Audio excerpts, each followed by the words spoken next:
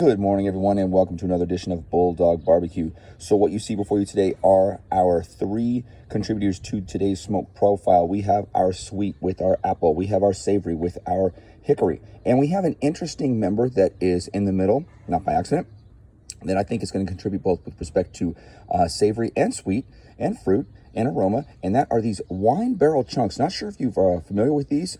These are actually made it all the way from our trip from Texas. Managed to take those home with us.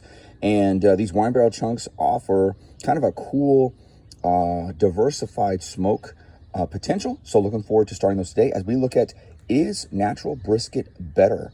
We're going to be looking at smoking a brisket today that has not been processed through traditional means, but actually was processed from a local butcher and a local cow from a natural organic ranch. So we'll see if natural is better.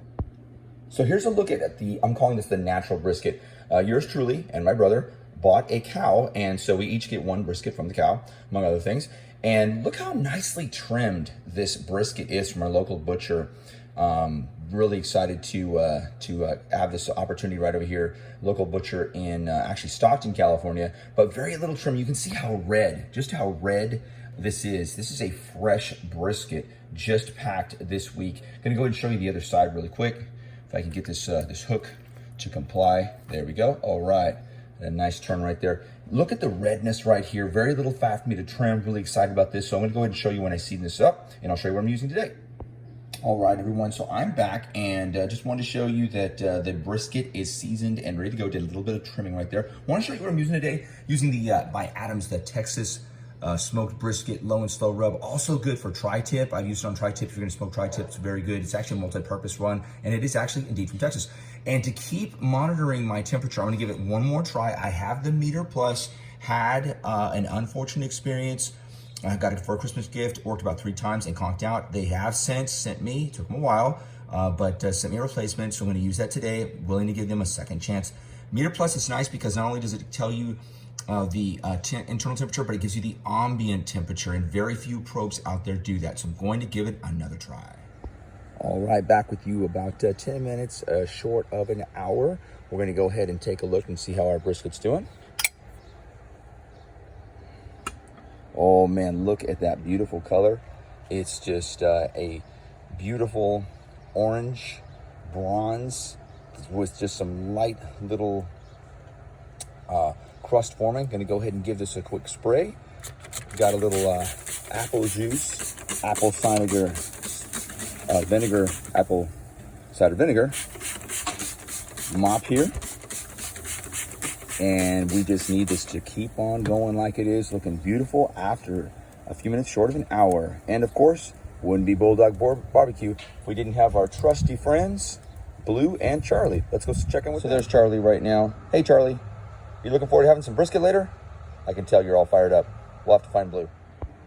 About to check on hour number 2. Notice we are right at 220 degrees, which is perfect. And let's take a look and see how our, oh, look at that. Making progress. Little bit of crust forming right there. We're gonna go ahead and spray this big guy so we go ahead and keep it nice and juicy. All right, friends, here we are, the 5-hour mark. We've hit the 165, so what we're gonna do is wrap this guy up. It is looking beautiful. It's smelling beautiful. I hope it's going to taste, I don't know if there's such a thing as tasting beautiful, but I hope it's really tasting good. I'm very optimistic about our natural brisket. Gonna go ahead and wrap this guy up, put it back out there till we hit 200 degrees. Okay, everyone. Back with you. We are entering the final stages, and this is a really cool outdoor drink chest that I found, but it also doubles as a wonderful ice chest for the brisket, which is resting right now. I've got it wrapped in a towel. Little sneak preview there for you, so I have some time to go. And then over here, I went ahead and put some smoked mac and cheese on the smoker because there's all that heat, and that is looking really good. So we'll check back with you when we're finally ready to eat. All right, everyone. So here we are, the moment of truth with our natural brisket. Remember, this was not from a processed meat company. This was actually from a local cow. My brother and I purchased, and we each got one brisket. I couldn't wait, had to smoke mine first. But look at the beautiful bark Look at that right there. Remember, you heard this before, if we had smell-o-vision, this would just be wonderful. So what I'm gonna do is I'm gonna go ahead and it's been resting for about 45 minutes. Usually I go a little longer, but it's a little late in the day. I'm gonna go ahead and slice it open and let you see it in just a moment. I just wish that you could share this with me. Outstanding. This is outstanding. Love everything about it. Smoke profile. We got our savory and we got our smoke, and we have a beautiful brisket right here that I'm going to enjoy. Share this with my wife. And of course, we got our good friend, Charlie. Say hello, Charlie. This is Bulldog Barbecue wishing you a great 4th of July and reminding you to be safe and keep on smoking meat. That is...